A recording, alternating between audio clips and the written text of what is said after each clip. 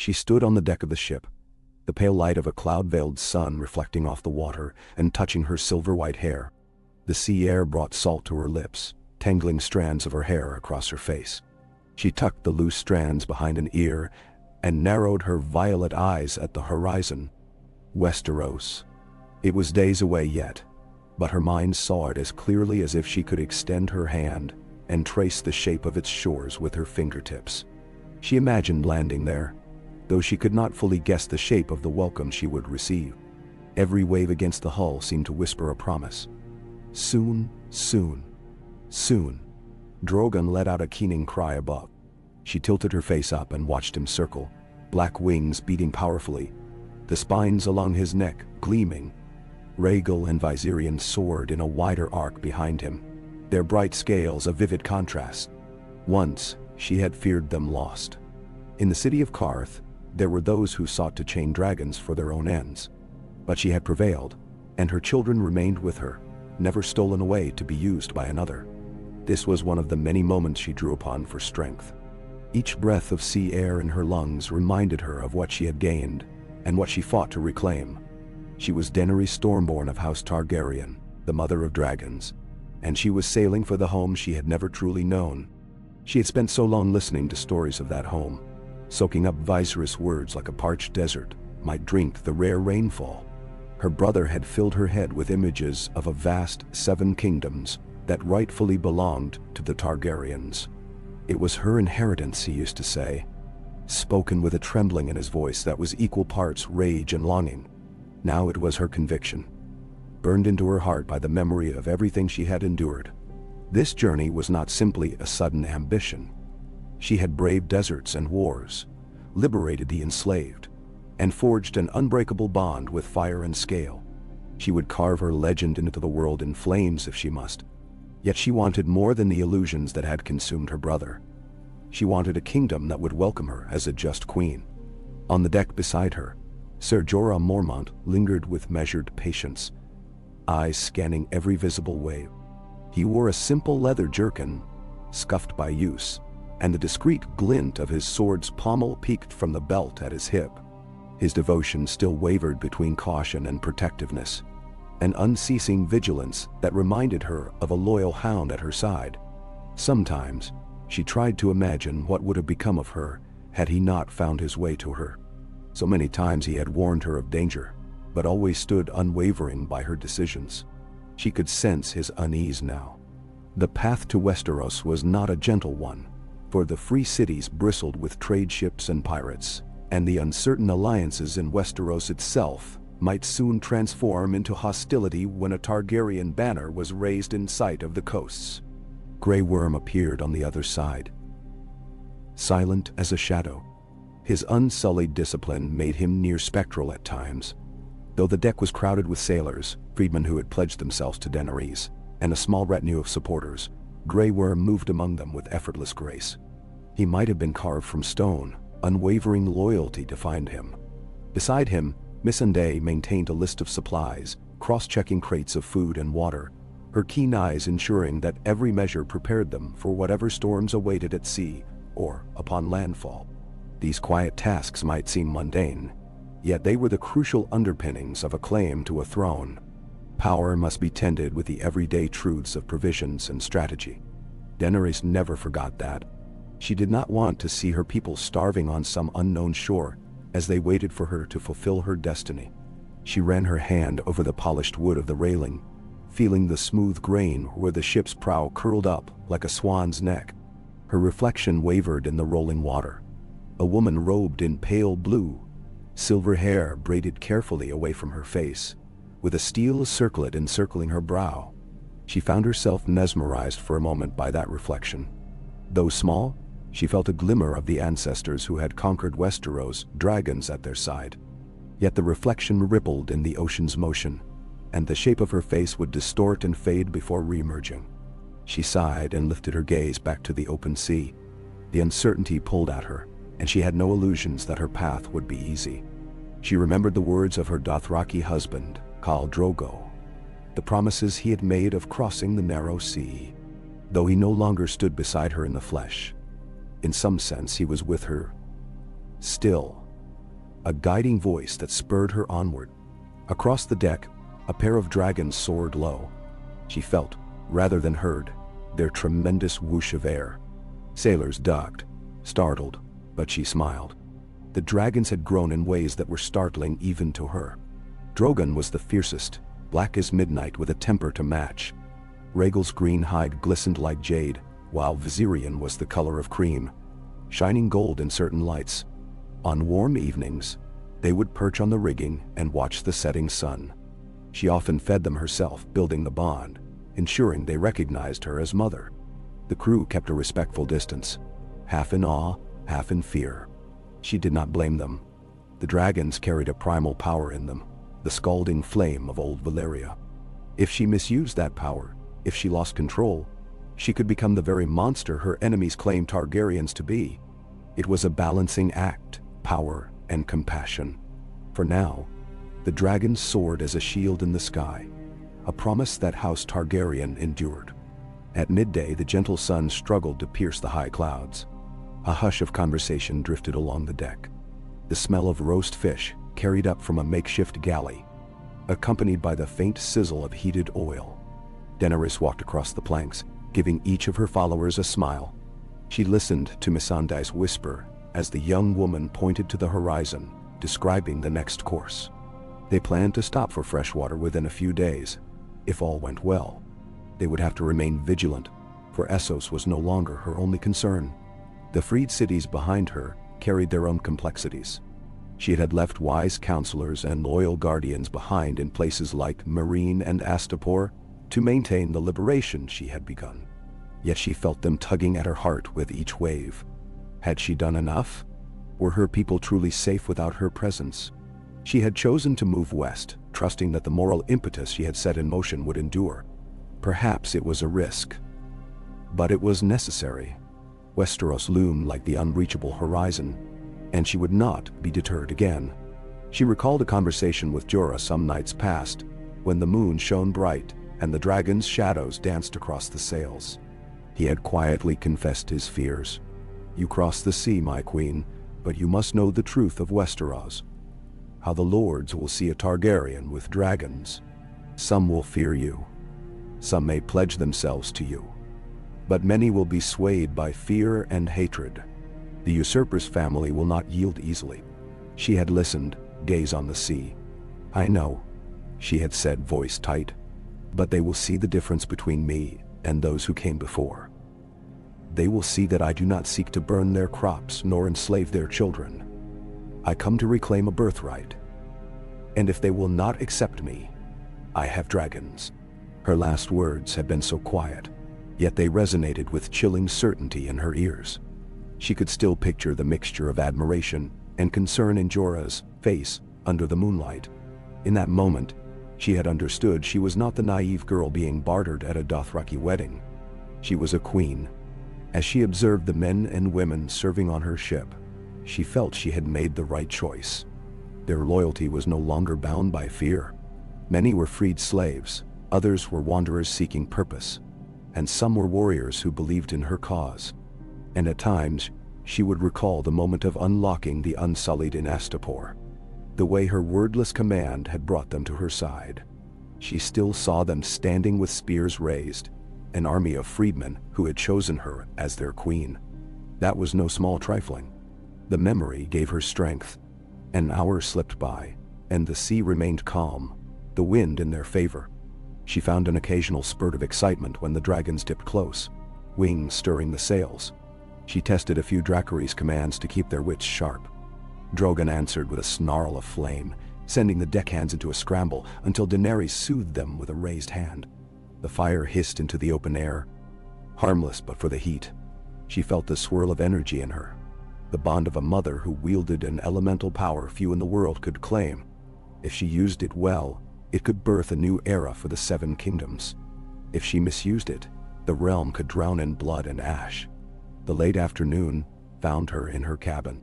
A small, cramped space compared to the expansive rooms she once inhabited in Meereen, but enough. A bunk, a table, a trunk of her traveling garments. The wood smelled faintly of brine and tar. Missandei joined her, carefully unrolling a small map of Westeros. The paper was worn but meticulously detailed. Daenerys trailed her fingers along it, following the coastline from Dorne to the north. She studied King's Landing with a thoughtful hum. If she intended to strike at the heart of power, it would be there. But she did not fancy repeating the mistakes of the past. A direct assault on the capital might spark terror in the populace and lead to a protracted siege. She wanted allies, not just conquered subjects. Missandei's soft voice asked if they should consider parley with certain houses who might be sympathetic to the Targaryen cause. "We must be careful," Daenerys murmured. "The lines of loyalty in Westeros may shift like sand in a storm." Missandei nodded and traced a slender finger to the region of Dorne. "I have heard that the Martells have no love for the Lannisters. Some say they once supported alliances with House Targaryen." Daenerys considered this. Rumors had trickled across the sea that some in Dorne harbored resentments that dated back to Elia Martell's tragic fate. If that was true, Dorne could provide a foothold upon landing. But rumors were not always a safe foundation for decisions. She and Missandei continued to weigh these options, plotting possible landing points, all the while mindful that reality might unfold differently the moment they set foot on Westerosi soil. Outside, a gust of wind rocked the ship, making the cabin lantern sway. Daenerys took that as a signal to adjourn. She folded the map gently. "That will be enough for today," she said. The heavy sense of forward momentum filled her chest. She wondered if, in the depth of the night, she would be able to sleep, or if her dreams would dance with images of the Iron Throne. After supper, the winter sky darkened early, deep clouds swallowing the sun. The crew lit lanterns around the deck, pale orbs of light bobbing in the gloom. Daenerys stood near the bow, letting the night wind ruffle her cloak.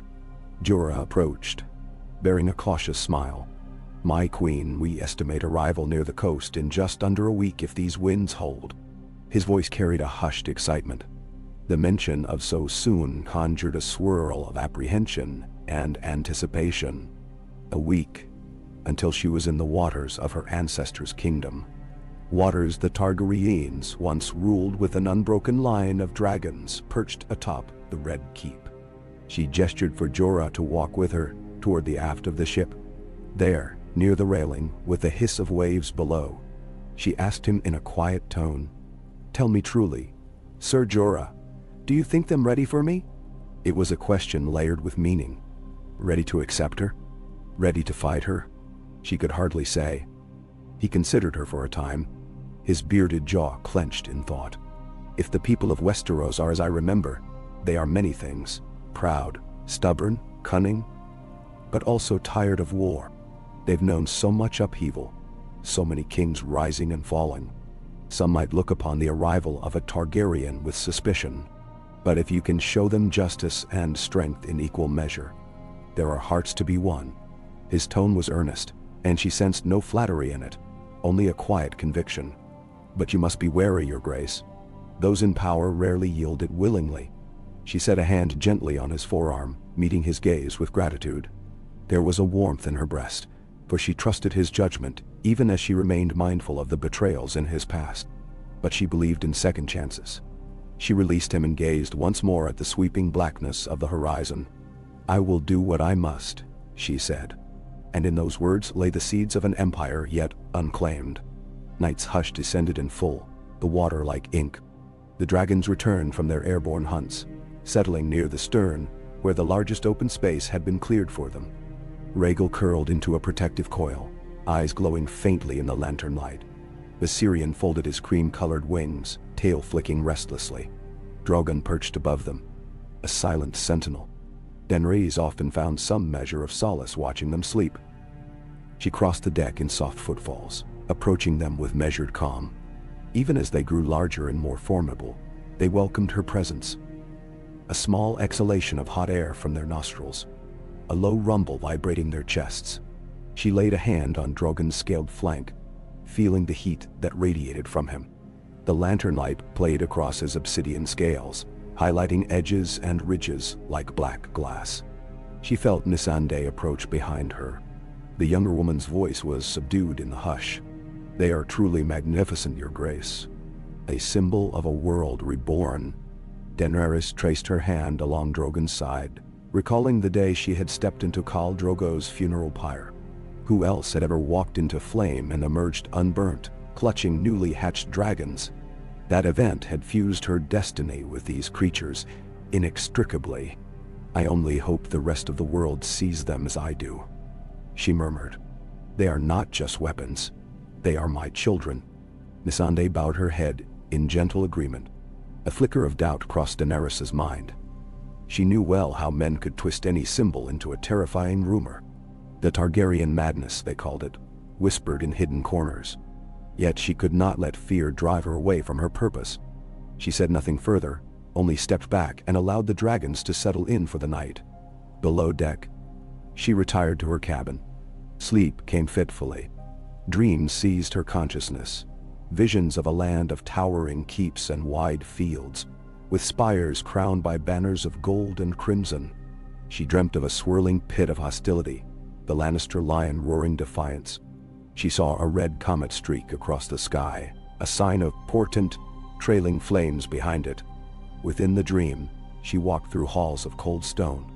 The Iron Throne loomed, made of fused swords, each one representing the steel that had once sought to oppose the Targaryens. And in that seat, she saw the shape of a ghost, a figure with hair of silver, face turned away. She reached a trembling hand toward it. The figure turned. Viserys. Or was it Rhaegar? She could not tell. The silhouette shimmered and melted away into the dark. She heard the roar of dragons, felt the heat of fire on her face. And then she woke, chest heaving, half expecting to see the cabin walls ablaze. She placed a hand to her chest, slowing her breathing. Outside, the faint cries of gulls mingled with the hush of waves. Dawn light drifted in through the porthole, painting the wood in watery grays and pale gold. She rose, braided her hair in a simple style, and donned a tunic of light fabric. Though the hour was early, she felt an urgent need to stand on the deck, to breathe in the morning air. Emerging into the dawn, she found only a few crewmen awake. They nodded in respect, calling her Blood of the Dragon as she passed. For them, it was a statement of faith that she was more than mortal. For her, it was a reminder of weighty expectations.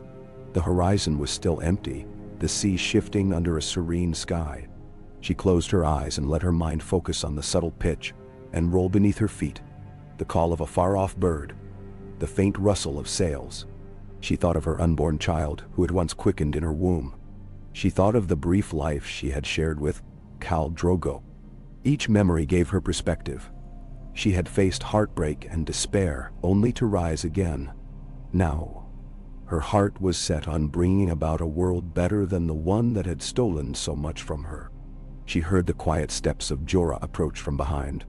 "Trouble sleeping?" he inquired gently. Without turning, she offered a small nod. "Dreams," she said. "Memories, hopes, fears. They all come at once." She felt his presence at her shoulder. "That is understandable. Your course is set toward a new chapter of destiny. Such times seldom allow for restful nights." She turned her head slightly to see him in the corner of her vision, the lines of his face etched by dawn's thin light. "You were once a lord," she said. "You know the shape of that land. Tell me, do the common folk truly care who sits upon the Iron Throne?" The question had weighed on her mind. Often, she had heard lords speak of the people as if they were pawns. Jorah exhaled, leaning on the railing. "The small folk want peace, food on their tables, a future for their children. They bend knee to lords out of tradition and fear. If you can give them a better life, many will follow. But keep in mind, rumors spread quickly. If word gets out that a foreign queen with dragons is coming to claim the throne, some will recoil. They only know Targaryens from old tales of war or from the stories of King Aerys." He kept his tone careful, glancing at her. She did not shy from the truth in his words. "I will prove to them I am not my father. I free slaves. I do not torture innocents." She gripped the railing. "But if I must burn away the corruption that has made them suffer, I will." She saw the muscles in his jaw tighten at the mention of fire. Yet he did not challenge her. Instead, he nodded. A queen must do what she must. His gaze shifted to the sky, where faint shapes of her dragons could be made out in the distance. We'll do our best to ensure that the truth of you carries as far as fear of you. For a moment, they shared the quiet solidarity of two people who saw the path ahead as both a cause and a burden. The days rolled on in a steady rhythm. They encountered a few trading vessels, but none approached close enough to exchange words. Doubtless rumors would spread once enough captains glimpsed dragons in the sky. The narrow sea lanes were seldom traveled by such creatures. In the nights, Daenerys and her advisors pored over the map, highlighting potential alliances and threats. Missandei wrote letters intended for various lords, rumored to be sympathetic, each bearing Daenerys' name and titles, all carefully phrased to invite peaceful discussion. It remained to be seen if they would welcome her envoys or repel them. Meanwhile, Grey Worm and the Unsullied sharpened their discipline through quiet drills on the lower decks, using the limited space to keep their minds and reflexes honed. Freedmen with fighting experience formed smaller cohorts, hoping to prove themselves. They had no illusions that the armies of Westeros were trivial. Daenerys' forces were strong, but so were the houses that had warred among themselves for decades.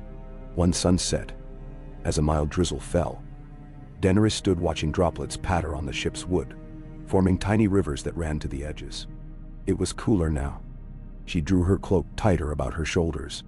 The dragons huddled under partial cover, though they hissed irritably at the rain. A flicker of lightning illuminated the sky, a brief silver crack that vanished almost immediately. The sea smelled of ozone and distant thunder. She lifted her chin, letting the rain kiss her face. Water was a cleansing element, but it did not speak to her in the way fire did. Still, she found a calmness in the gentle chill. Jorah approached, holding a cloak over his head. "A storm is coming," the captain suggests, lowering some of the sails to weather it. She nodded, understanding that no matter how close to home or destiny, the sea remained a fickle domain. "Do as he advises. I'll see to the dragons." She moved across the slick deck, the drizzle quickly intensifying into a heavier downpour. At the stern, her 3 dragons were hissing, unsettled by the storm's rumbles. Drogon especially disliked it. She reached a hand toward him and spoke softly in Valyrian, coaxing him into a calmer state. A crash of thunder made Rhaegal rear, wings extended. Viserion's pale neck swiveled, searching for something to scorch. Daenerys continued her gentle tone, reassuring them. Finally they settled, huddling closer to the partial cover, occasionally shaking themselves free of water. In the swell of the storm, with the deck lurching beneath her feet, she felt oddly at peace. She was reminded of all she had endured, storms of betrayal, heartbreak, illusions, and tyranny. She had weathered them all. This was but another test, a prelude to the trials awaiting her in Westeros. Lightning brightened the sky again, outlining the silhouette of Drogon's powerful frame. She caught the flash of Jorah's face as he held a rope for support, searching for her in the dark. She signaled that she was safe, then braced her footing as a wave slapped the hull with a jarring thud. This crossing was as much a test of her fortitude as any battle. If she could hold her small army together through the fury of nature, how much stronger would they stand when confronted by men? Through the next hours, the storm raged, yet the ship pressed on, sails partially furled to avoid being shredded by the gusts. Sailors fought to maintain a steady course, the helmsman straining at the wheel. Daenerys watched from the bow for part of the night, water streaming down her face. She found a certain fierce splendor in the raging elements, as if the sea and sky conspired to challenge her. She refused to bow. All around her, men and women worked to keep the vessel afloat. Her dragons, though uneasy, were no helpless beasts. They roared at the thunder as if challenging it to a duel, but slowly, inevitably, the storm began to abate. Winds lessened, rain turned to a drizzle, then a mere trickle, and finally ceased. Stars pricked the sky, faint at first behind the tattered cloud cover. By dawn, the sea was calm again, though a swirling fog had enveloped them. The world felt muted, the horizon hidden behind a curtain of white. Daenerys emerged on deck with Missandei, studying the eerie quiet. Fog beaded in her hair, and the wood of the ship creaked with the memory of the storm. The captain assured them that by midday, the sun would burn away the mist. She nodded and turned to see how the dragons fared. They were damp, but otherwise unharmed, resting in the now peaceful morning. She beckoned Missandei to check on the store of rations, ensuring that the chaos of the storm had not spoiled too much of their supplies. Her loyal scribe disappeared below deck, leaving Daenerys alone with her thoughts again. She moved to the side rail, leaning over to glimpse the water.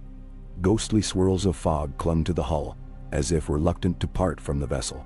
There, she slipped into reflection. She thought of the moment she had first claimed the Unsullied by tricking the slavers of Astapor, revealing in one brilliant stroke both her cunning and her moral conviction that slavery had to be eradicated. She recalled Meereen, where she had struggled not just against armies, but against the complexities of governance, learning that freeing a city was easier than leading it. Those lessons stuck with her now. Westeros would not be as simple as raising her banner and unleashing dragons. The very memory of that truth pressed upon her, humbling her. She did not want to become the tyrant she had dethroned. She heard footfalls behind her and turned to see Grey Worm. His face was as calm as ever, though there was a subtle curiosity in his dark eyes. "Your Grace," he began, voice quiet so as not to disrupt the morning hush. "The men wish to know if we will drill again today. After the storm, some are eager to regain discipline." She admired his devotion. The Unsullied were by nature unwavering, but she had given them freedom. That they chose to maintain their martial prowess was a testament to their pride in what they were. She nodded. "Yes, after they have eaten, we must keep ready. We are not far now from Westerosi waters." Grey Worm bowed his head in acceptance. Daenerys placed a hand gently on his arm. "You and your men have come far with me, through so many obstacles. I want you to know I'm grateful." Her sincerity was plain. Grey Worm's expression softened slightly. "We serve you, my queen, because you gave us life. We will stand with you." Then he turned and departed, purposeful in every step. Through the dissipating fog, sunlight broke out in hazy patches. By midday, as the captain had predicted, the bright face of the sun reasserted itself, and the day turned humid. The crew dried out the sails, mended ropes, and resumed their tasks. Daenerys found herself scanning the horizon yet again for any sign of land or other ships. It was a habit she could not quell, a mixture of excitement and apprehension about when she might first see the distant shape of Westeros. She recalled old stories describing the mountainous coastline in the Vale or the golden cliffs of Casterly Rock. She imagined each vantage point trembling at the sight of her dragons overhead. That afternoon, as the heat settled, she convened with her advisors on the mid-deck.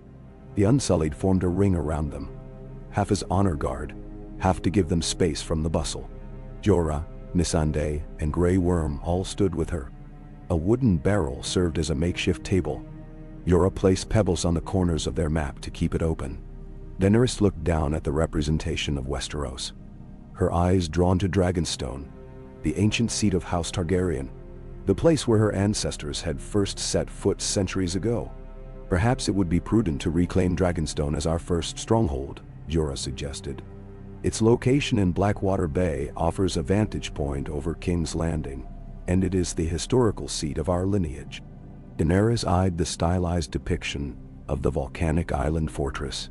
Memories she didn't truly have, only stories recounted by others, flickered at the edge of her mind.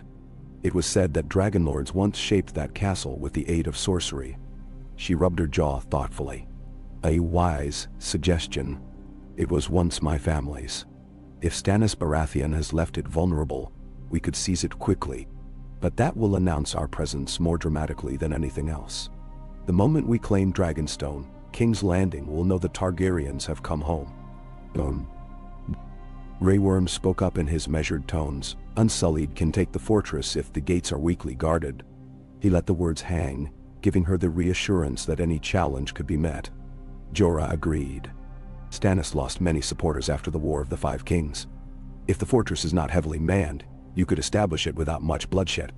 Missandei studied the map. "And from there, you could begin negotiating with other lords.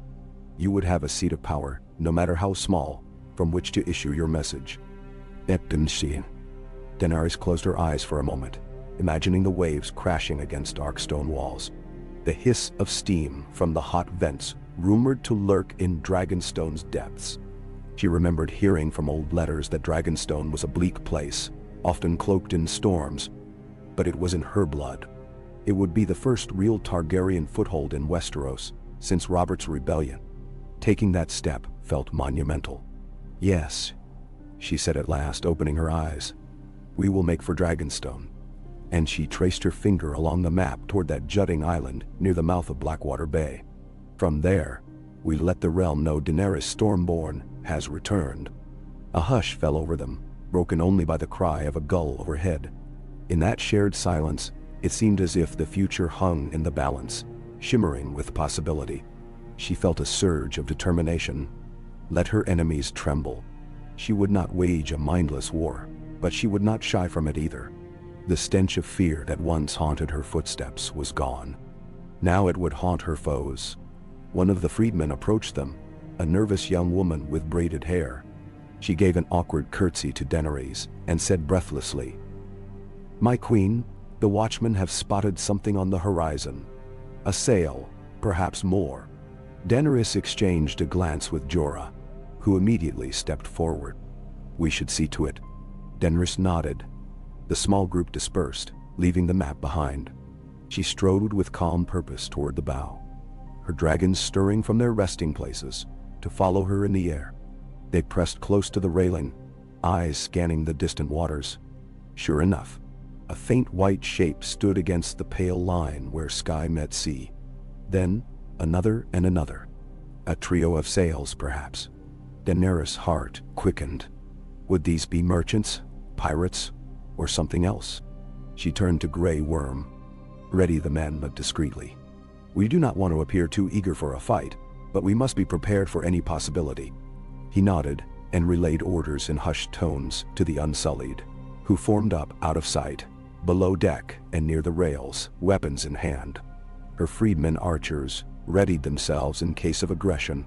As the ships approached, Daenerys could make out slender hulls, battered sails, and the hulls carried no obvious banners or sigils, possibly smugglers or refugees from the warring in Westeros. She glanced at Jorah. "Pirates?" she asked in a low murmur. His eyes narrowed. "Hard to say. They don't appear to be war galleys. But caution is wise." Daenerys set her jaw and signaled to the dragons, a silent beckon for them to keep watch overhead. Drogon, Rhaegal, and Viserion took flight with powerful beats of their wings, circling in the sky like looming omens. There was no missing their presence. Anyone on those ships would see the monstrous silhouettes against the daylight. The sails drew closer. Daenerys sailors maneuvered to give them a wide berth. She felt the tension on the deck like a coil ready to spring. Her fingertips itched with the memory of flame, but she steadied herself. If these were innocents, she would not set her dragons upon them. She would hail them in peace. A battered horn sounded from the nearest vessel, a plaintive moan that echoed over the water. Then a figure appeared on its prow, waving frantically with a scrap of cloth. Daenerys raised her hand to shield her eyes from the sun, the universal sign of seeking parley or aid. She exhaled, relieved that the approach was not blatantly hostile. She glanced to Jorah. "Have one of our skiffs ready. I'll approach with a small guard." Jorah began to protest that it might be unsafe, but she quieted him with a firm look. "I must show the world I am not a shadow lurking behind an army. I will greet them as queen." And so preparations were made. Within minutes, an oared skiff was lowered. Daenerys descended carefully with Jorah, Grey Worm, and 2 unsullied Daedesha. The small boat rocked, but she kept her composure. The dragons soared overhead, watchful. They rowed across the short distance, water slapping the hull in a steady rhythm. As they came closer, she could see the small vessel was indeed battered, sails patched, the deck filled with weary men and women. Some bore fresh wounds, as if they had fled a fight. The watchful presence of Drogon might have dissuaded them from any betrayal.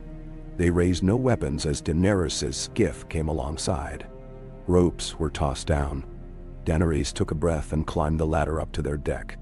There, in the eyes of these weary travelers, she saw a flicker of awe and fear. She could imagine how she must look.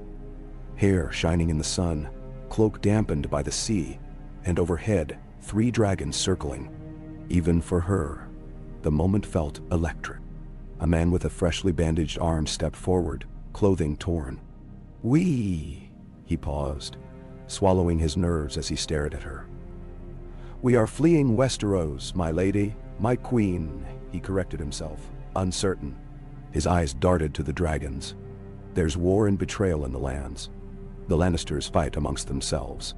And there's rumor of more conflict to come." His voice shook with desperation and fatigue.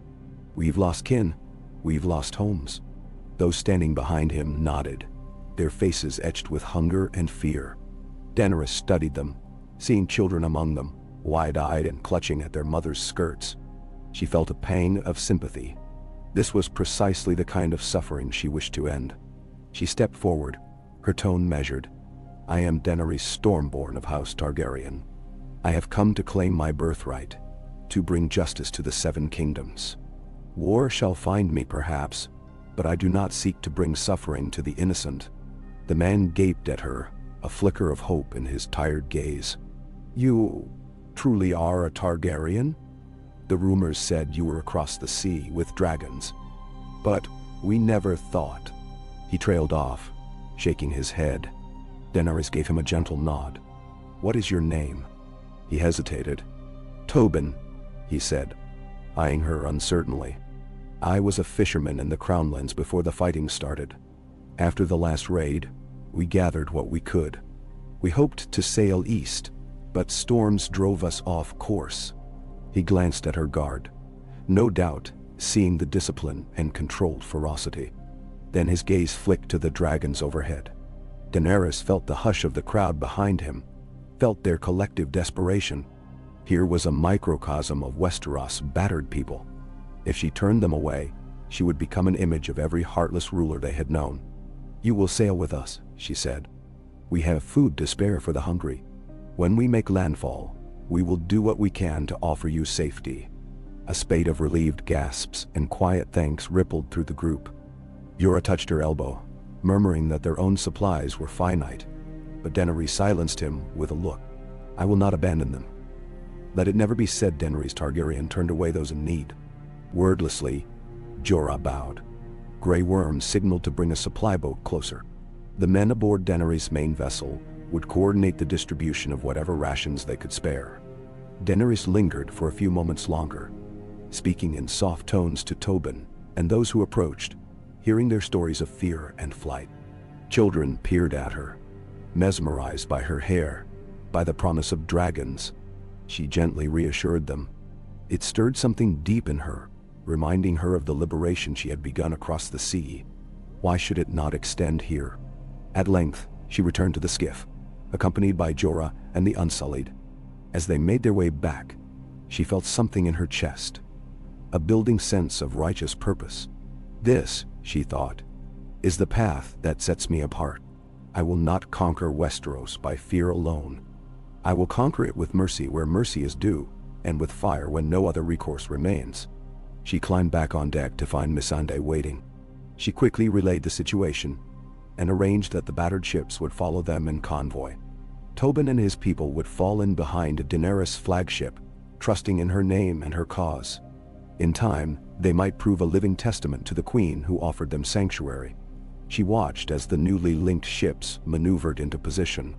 The immediate crisis resolved, her mind leapt ahead to the days when every port in Westeros might open to her banner, or slam shut in defiance. The notion made her heart pound. In the sky, Drogon cut a wide arc. She looked up at him and felt the corners of her mouth curve into a faint smile. "We are coming home," she whispered, though the sea breeze snatched the words away.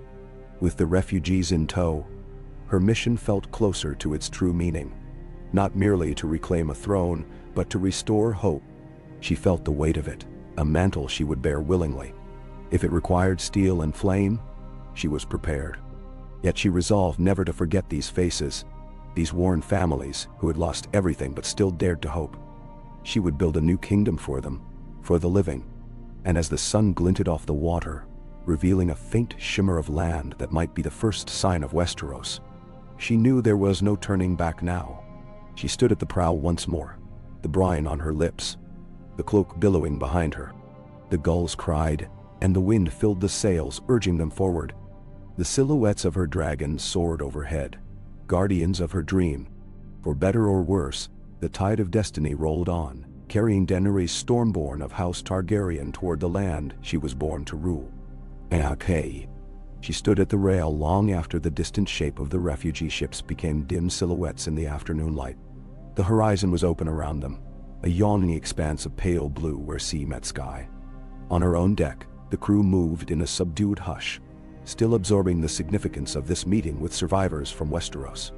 A few of the new arrivals had boarded her flagship temporarily to share news in more detail. From them, Daenerys heard fragments of stories about Lannisters turning on their own, of small villages crushed between roving bands of broken men, of uneasy alliances forming in the face of an uncertain future. It was not a single war, they said, but a scattering of fires across the land, each threatening to catch and spread. She listened with unwavering attention as Tobin and two others described the fear that had driven them to flee. The older man's eyes brimmed with exhaustion when he spoke of the crown lands teetering on chaos. Farmers who had once served House Targaryen generations ago now whispered in the dark that a dragon queen might come from across the sea and put an end to the madness. Others, stubbornly loyal to the Lannister crown, vowed to stamp out any talk of Targaryen restoration. It was a land made of rumors, these small folk insisted. A land perched on the edge of collapse. Daenerys felt the tension like a wire pulled taut between her shoulders. Every new story pulled her heart in conflicting directions. Triumph, that her name carried hope after such long exile. Sorrow, at the suffering they endured while great lords fought over their birthright. In the days following that encounter, her fleet carried on, in a quiet but resolute manner. The battered ships of Tobin's group followed behind, grateful for the escort and occasional provisions. Daenerys issued rationing instructions, ensuring no family went hungry. The freedmen on her ship showed compassion, some of them recalling their own flight from bondage, how once they had been the ones desperate for a morsel of bread. More than once, Daenerys noticed a child from Tobin's vessel, smiling shyly at the dragons. She welcomed them aboard now and then, allowing them to see Rhaegal or Viserion up close, though always with caution, for the dragons could be unpredictable. She prayed these gentle moments might sow the seeds of trust, letting Westeros people know she was not the monster some would make her out to be. At sunrise on the third morning after the storm, she found herself on the aft castle, wind lifting her silver braids from her shoulders. A faint haze shrouded the horizon, but the growing brightness promised a clear day. Jorah joined her, silent at first. They had been speaking less openly of late, each preoccupied with the enormity of what lay ahead. She glanced at him, noticing again the tension lining his brow. He finally spoke, voice low. "Word spreads faster than we might imagine. Even fishermen carry tales to the next port. The Lannisters may already suspect you're coming." She nodded. "Then let them suspect. I'd rather announce myself plainly than hide." His lips pursed. "Yes, but do not underestimate them. The Lannisters remain cunning. If they see you as a threat to be snuffed out quickly, they might dispatch fleets to meet us on the water." She gazed out at the sea. "Confrontation will come eventually," she replied. "I prefer it be on my terms. If they come at me in open battle, the world will see what it means to face dragonfire. It will be a harsh lesson, but one that might spare further bloodshed in the long run." Her tone held steady, though she thought of the casualties that might result. She recalled sacking slaver cities and the toll it had taken. War was never clean. Yet the alternative, yielding her rightful throne, was not an option. Grey Worm approached with measured steps, saluting her formally.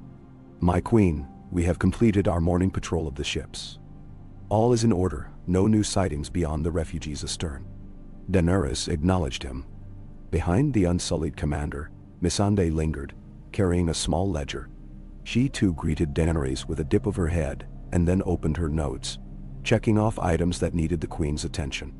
Every day, the ritual repeated. Check supplies, adjust rations, Ensure the dragon's feeding schedule was kept. Plan next steps on the map. Daenerys had grown used to this practical side of rule, a far cry from the romantic tales her brother once spun about simply taking the throne with a sword and a dragon's roar. She spent part of the morning tending to the dragons. Drogon had become agitated by the cramped nature of the ship.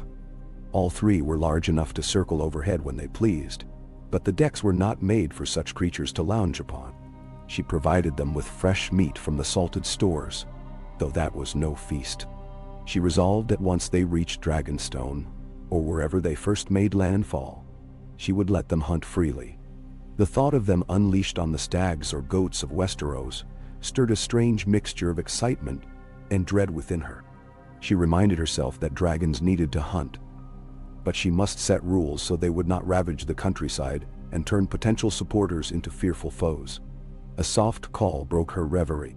She turned to find one of the younger freedmen, a girl with bright brown eyes, beckoning uncertainly. The girl was part of a small group assigned to helping the refugees. As Daenerys approached, the girl bowed clumsily, still unused to formalities. "Your Grace, some of the children from Tobin's ship are asking for you. They're frightened by tales of pirates in these waters, and they hope to see you and the dragons." Daenerys felt a swell of protectiveness. "I will speak with them," she said softly. She followed the girl down the ladder to a quieter portion of the deck. A few small children were huddled there with their mothers, gazing at the high rails where the dragons sometimes perched. At the sight of the queen, their eyes grew round. One clutched a bit of ragged cloth, another, a wooden carving shaped like a little horse. Daenerys knelt, so that her gaze was level with theirs. "You have nothing to fear," she said in a calm, gentle voice. "I know these seas can be cruel, but you are safe with me. My dragons protect me, and protect those who come under my care. No pirates will harm you." They stared at her, uncertain but curious. She extended a hand toward one boy who looked about 5. "Have you ever seen a dragon scale up close?" she asked.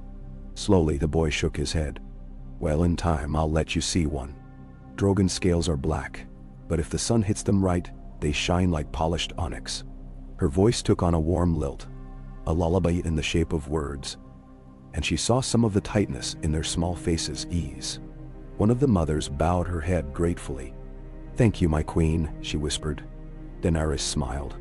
"Safe travels to you. Once we land, we shall see you all fed and sheltered." She rose, excusing herself with a nod. As she stepped away, she heard excited whispers, a timid spark of hope kindling among them. She thought of the first time she had ever felt hope, truly felt it, in that red wasteland after Drogo's pyre. Perhaps these children would find their own transformations in the days to come. She returned to the upper deck, scanning the sky. Her dragons soared in a wide formation, occasionally dipping low, sending currents of air across the ship. Their presence seemed a living promise of power. Yet she felt the burdens of that power keenly. Yora caught her eye from where he stood near the helm. He gave a slight tilt of his head, silent understanding passing between them. He knew her well enough to guess her thoughts. This balancing act between mercy and might, one misstep could ruin her.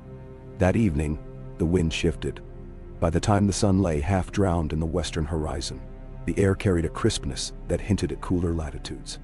The sails bellied out as the helmsman took advantage of the new current. Daenerys dined lightly, sharing bread and spiced mutton with Missandei in her cabin. The meal was simple, the conversation subdued. Missandei recounted how the freedmen were adapting to life at sea, how they looked forward to the sense of permanent home that a piece of land would bring. Daenerys found her mind drifting to the idea of stepping onto Westerosi soil for the first time since she was a baby. Would she feel a jolt of recognition in her bones? Or would it be as foreign as any other shore she'd visited? Night enveloped them, a moonless sky scattered with stars. Lanterns swung along the rails, their gentle glow illuminating a slice of deck where some crewmen gathered to sip water and exchange hushed stories. Daenerys couldn't help but recall nights in the Dothraki Sea, the wide sky overhead, the crackle of campfires. Her life had been shaped by so many cultures. Now, she felt them all merging within her. She was no longer just a Targaryen princess. She was Khaleesi, She was the Imhisa of freed slaves. She was a queen forged by exile. If all went to plan, she would lead a new era in Westeros, one that reflected the best of everything she had learned. She let the motion of the ship lull her, leaning against the railing. The salt-laced breeze stung her cheeks, but she savored it, grateful for a moment of solitary reflection. With the dragons roosting above, silent except for a few low rumbles, she allowed herself to drift into memory. The house with the red door in Bravos, the worn stone floors of Meereen's throne room, the dusty roads of Vaes Dothrak. Each memory carried her closer to who she was now. She stayed there for a long time, letting the hush of the sea envelop her as the stars turned overhead. Over the following days, the faint smudge of Westeros began to take shape, a dark line that resolved into jagged cliffs and hilly coastlines. The watchers in the crow's nest shouted the news, and soon the crew gathered along the rails, eager to glimpse the Seven Kingdoms. For Daenerys, it was a jolt of emotion, an ache in her chest that felt both exhilarating and painful. So much longing, so much prophecy, all condensed into that silhouette on the horizon. The shore looked rugged, with no sign of any settlement from this vantage.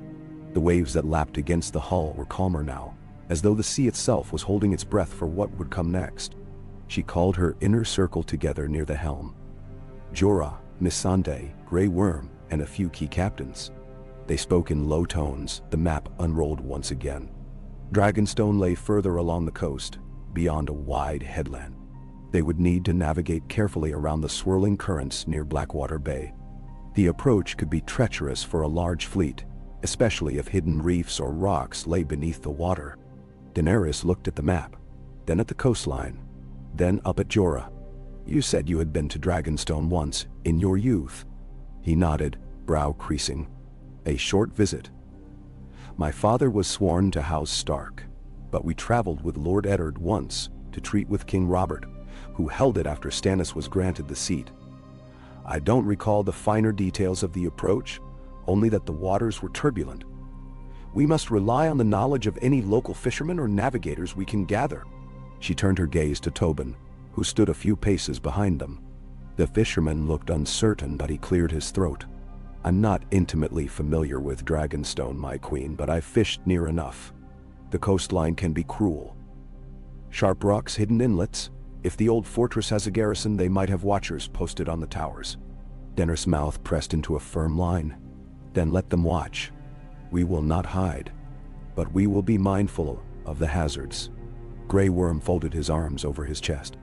"My queen, if there is a garrison loyal to the Baratheons or Lannisters, we should consider a swift strike before they can send word to King's Landing."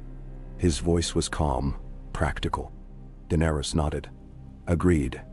That is why I must decide if we approach under cover of darkness or in daylight." Jorah frowned. "Daylight might let them see the dragons and lose heart before a single arrow flies. Darkness might give us an advantage, but also increases the chance of a naval mishap on unfamiliar shores." The tension in the conversation was palpable. Ultimately, Daenerys decided, they would approach Dragonstone in the early hours of dawn, with the advantage of light. The dragons would be in full view.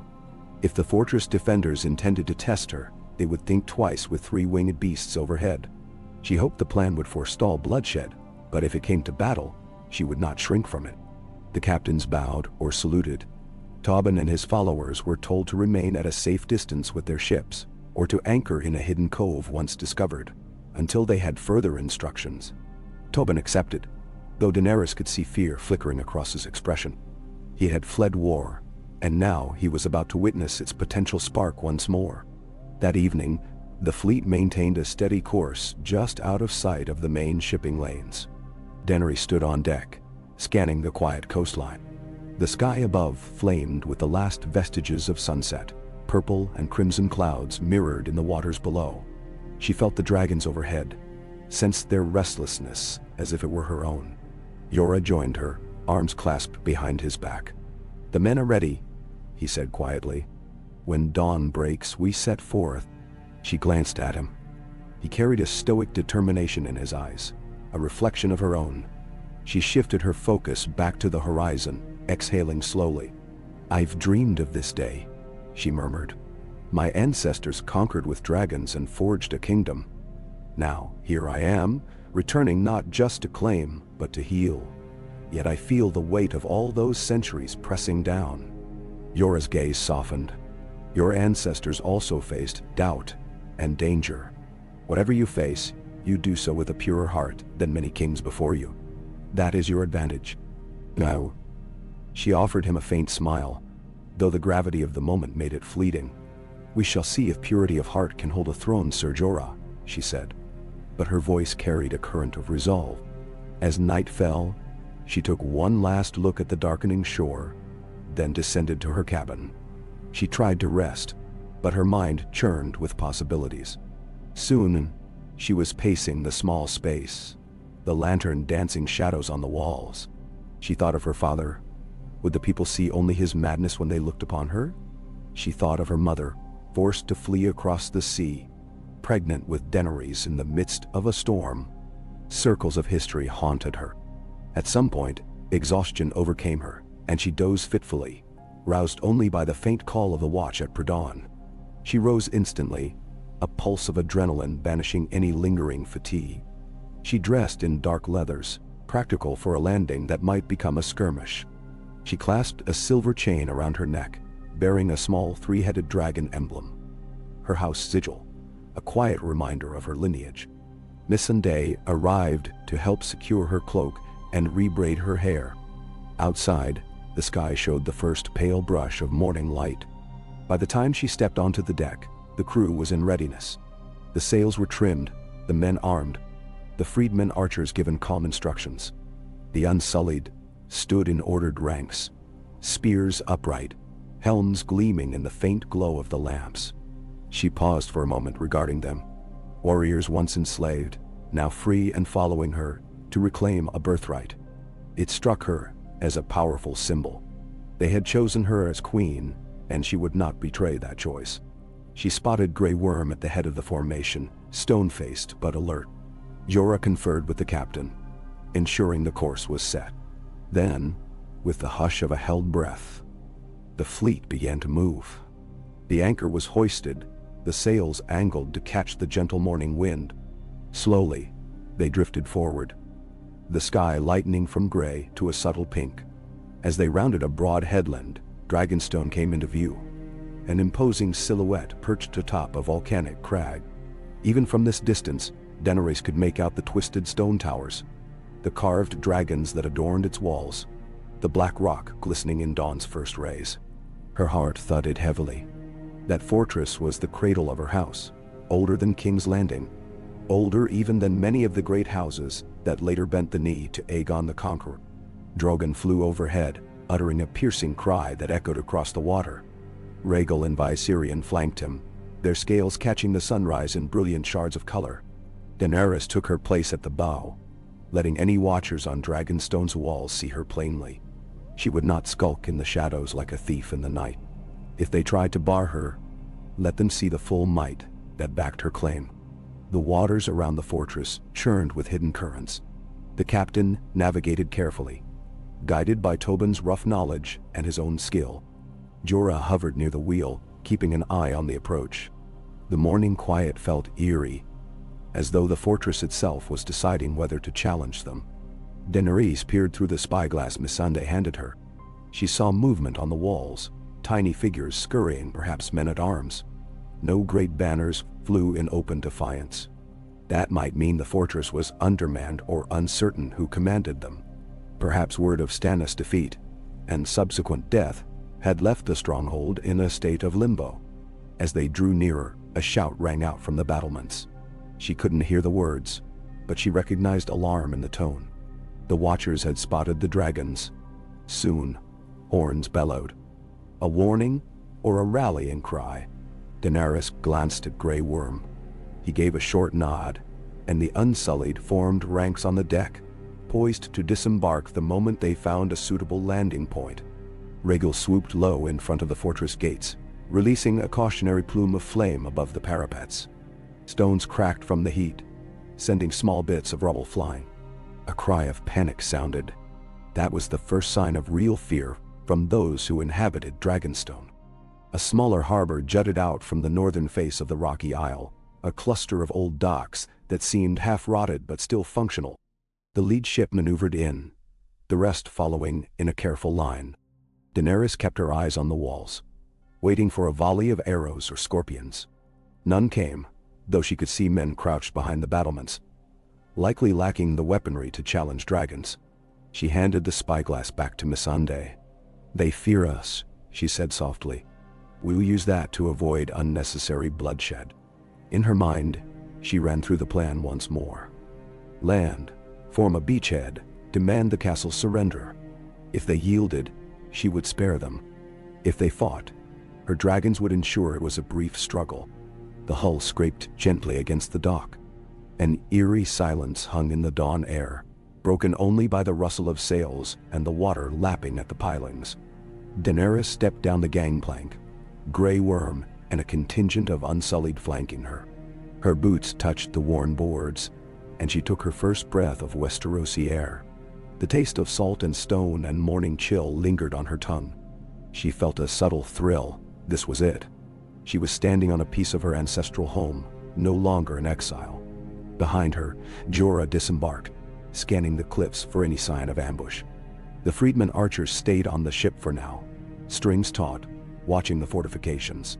Daenerys moved forward, step by measured step, her cloak trailing over the wood. Missandei stayed close, face composed. Ahead lay a narrow stone path leading up the steep slope to the castle gates. She could see no defenders on the approach. The main gate was sealed, but not heavily reinforced. Dragonstone's true defense came from its isolation and stony heights. Still, something felt off, too quiet. Grey Worm gestured to two Unsullied, who advanced to the gate and knocked. A faint echo returned. No immediate response. One unsheathed a short hammer, prepared to break through if commanded. Daenerys rested a hand on his shoulder, halting him. She raised her voice, letting it carry with regal authority. "I am Daenerys Stormborn of House Targaryen. This fortress is mine by right of blood. I come to claim it peacefully. Open your gates, and no harm will come to those within." Her words reverberated off the black stone. A hush settled. Then, with a series of grating sounds, the gates cracked open from within. Inch by inch, Daenerys and her guards tensed. Slowly, a single figure emerged, clad in a soiled doublet, hair in disarray, both hands raised to show he held no weapon. He was older, with streaks of gray in his beard, and his face wore an anxious scowl. He coughed, then lifted his head to address Daenerys. "Your Grace, if that is truly who you are, we have no orders here. The ones who held Dragonstone fled when Stannis lost his war. Only a few of us remained, those too stubborn or with nowhere else to go. We have no wish to fight dragons." "Madame?" Daenerys stepped closer, though Grey Worm hovered protectively at her side. "You have heard my name?" she asked, voice calm. The man nodded. "Rumors. We never expected you'd truly come. And with dragons." He cast a nervous glance at the sky, where Rhaegal and Viserion wheeled. Drogon perched on a rocky ledge, his massive tail scraping stone. The man swallowed. "We'll open the gates for you. The keep is yours. We ask only that you spare us. We have families here, children." Daenerys regarded him, sensing no deception. She nodded. "Open the gates, and swear fealty. None shall be harmed who do not raise arms against me." A flicker of relief crossed his face. With hurried gestures he motioned to those within. More scraping followed. The gates swung wide enough to permit passage. Daenerys waited, letting Grey Worm direct a small squad inside first.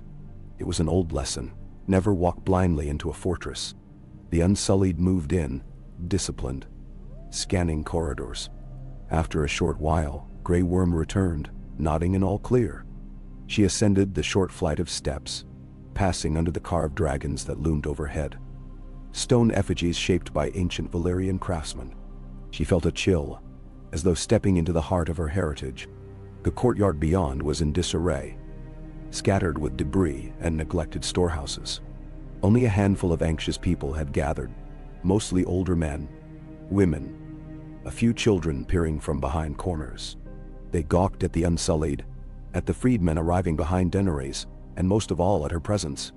Her silver hair gleamed in the early light, and the three-headed dragon sigil on her cloak pinned their gazes. The older man who had greeted her bowed low, perhaps uncertain of the proper protocol. "We are but caretakers, really," he said haltingly. "The last garrison left, months back. Took what supplies they could and marched away. Didn't say where they meant to go. We stayed, kept the hearths lit. My name is Corin, if it please your grace." Daenerys studied him. He seemed earnest. "Thank you for keeping this place standing," she said, shifting her gaze to the watchful onlookers. "I will ensure you have food, safety, and purpose. Dragonstone shall be restored under my reign." She let her words linger, turning slowly to address the small group. "I am Daenerys Stormborn, of the blood of old Valyria, rightful queen of the Seven Kingdoms. I have come not to punish, but to reclaim what is mine and offer a better path. Serve me faithfully, and you shall not want." She saw faces light with relief. Others remained cautious. The children stared wide-eyed, perhaps more taken by her dragons than anything else. She noticed some freedmen behind her exchanging nods. A sense of triumph threaded through their ranks. They had taken a seat of power without spilling a drop of blood. A small, potent victory. Grey Worm's forces quickly moved to secure the gate, the corridors, and the battlements. Archers took positions along the walls. Jorah supervised the offloading of supplies from the ships, ensuring a stockpile within the castle's storehouses. Missandei organized a makeshift command center in one of the main halls. Daenerys, meanwhile, walked through the courtyard, absorbing the reality of what was now hers. The architecture was stark, the black stone rising like jagged teeth. She felt an odd connection, as though the fortress recognized her. She brushed her fingers against a carved dragon's maw. The stone was cold, yet it might have been warm once in the days of her ancestors, when actual dragons roamed these halls. Before long, news of the peaceful handover spread among her followers, filling them with renewed confidence. Daenerys oversaw the basic tasks, establishing guard rotations, ensuring the few inhabitants understood her rule, and organizing living quarters for her people. She dispatched a small group of freedmen to scour the fortress for anything of strategic importance. Old armories, hidden passages, siege weapons. At midday, she ascended to the highest terrace of Dragonstone, a wide stone walkway open to the elements. From there, she could see the narrow sea stretching out in a vast blue curve, her fleet bobbing below, sails fluttering. Drogon perched on a high parapet, tail swishing slowly. Rhaegal and Viserion circled above, occasionally dipping near the water to snap at fish. She felt a stirring of pride and awe. This was a vantage point her ancestors must have stood upon. Now, centuries later, she was returning the dragons to their birthplace. Jorah climbed the steps behind her, eyes sweeping over the panorama. "It's a formidable position," he remarked. "King's Landing is across the bay, not more than a day's sail, if the winds are kind." Daenerys nodded, a thoughtful expression shaping her lips. "The seat of power, close enough to see its smoke if we try, but far enough to fortify ourselves." She walked to the edge, resting her palms on the stone. "We should send out scouts. I want to know the lay of the land, who controls the seas around the bay. If the Lannisters hold them in force, we must be cautious. If the Tyrells or Martells have turned against them, we might have allies close by." Jorah agreed, adding that they might also reach out to the local fishermen and traders for information. "They often hear more than they realize," he said. "They could provide valuable leads on shifting allegiances among the lords." Daenerys considered this, then beckoned him to follow her back down the steps. Her approach to the fortress was purposeful, each footstep echoing in the centuries-old corridors. She could almost sense ghosts around every corner. Shadows of Rhaenyra Targaryen, of Prince Rhaegar, of all those who had once walked these halls. The weight of her lineage felt both comforting and heavy. In the great hall, or what passed for it, a long chamber with high windows carved into the black stone, her advisors had begun setting up tables for maps and food. Torches sputtered along the walls, adding their smoky glow. Missandei was busy with a ledger, while Grey Worm directed a few Unsullied to stand guard near the entrance. Daenerys took a seat at the table's head, Jorah to her right, Missandei to her left. She gazed at the ragged banner still hanging along one wall. A faded black stag on a field of gold, the Baratheon sigil. She had it torn down gently and replaced, for now, with a single tapestry bearing no sigil at all. Her own banner would arrive shortly from the ships. For the time being, the castle was in transition. Qhorin and the remaining inhabitants approached, hesitant. They bowed. One of them, a woman with wide-set eyes, said, "Your Grace, we have some knowledge of the castle's workings. If it please you, we could show your people the lesser-known storerooms and an old catacomb beneath the main keep. We think it once housed dragon skulls." She trailed off, trembling at the possibility that this news might displease the queen. But Daenerys felt a surge of excitement. Dragon skulls, ancient relics of her forebears, might lie in the depths of this castle. She thought of the crypts in King's Landing where the Targaryen dragons were once kept as trophies after Robert's rebellion. A fierce pride swelled in her chest. "Show us," she commanded gently. "Anything that might help us reconnect with our history is of value." The woman nodded and backed away, promising to return at the queen's convenience. Daenerys glanced at Jorah, who responded with a small smile. She could see curiosity in his face as well.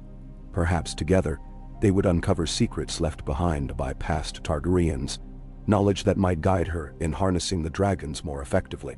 The notion of new power intrigued her, yet she tempered it with caution.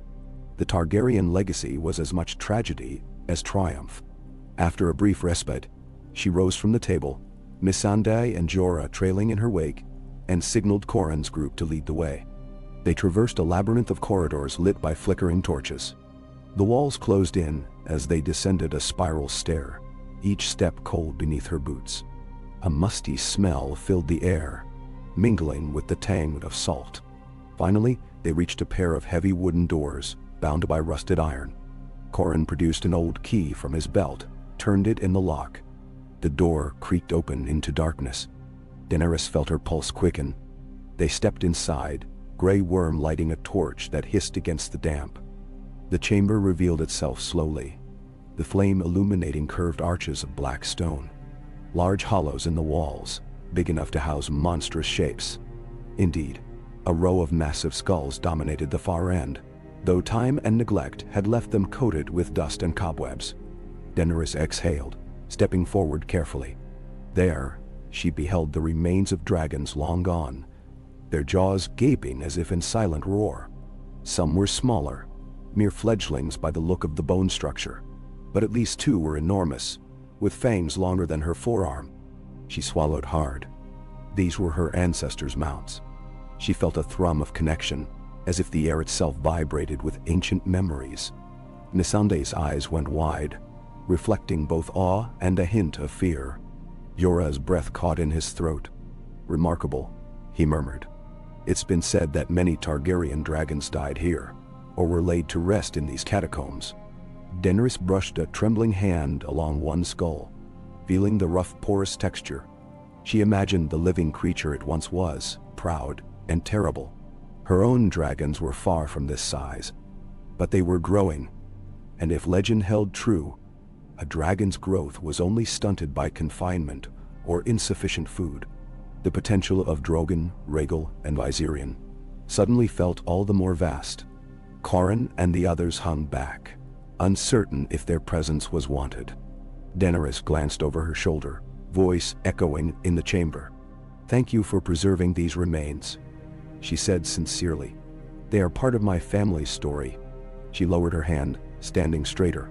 "I wish for them to be treated with respect. See that this place is sealed properly and guarded." Qhorin bowed hastily. "Yes, Your Grace." As they turned to leave, a flicker of torchlight revealed a carving in the wall.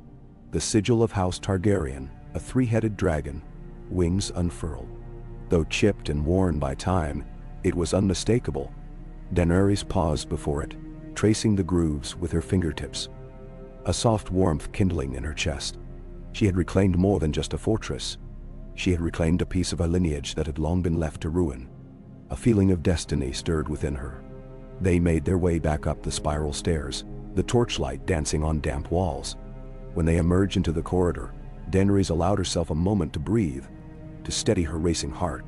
She and her companions headed toward the Great Hall, where a mild commotion caught their ears. The freedmen and Unsullied parted respectfully as she approached. At one of the tables sat a young man, perhaps in his 20s, flanked by a pair of Unsullied.